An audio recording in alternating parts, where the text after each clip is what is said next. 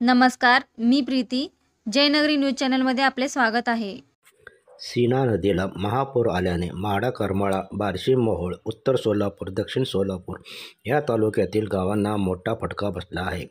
पुलावरून पाणी वाहू लागल्याने सोलापूर, आगार, बार्शी, अक्कलकोट, करमाळा, अकलूज, सांगोला व कुर्डवाडी शहरातील 12 मार्गातील गाड्या बंद ठेवण्यात आल्या आहेत.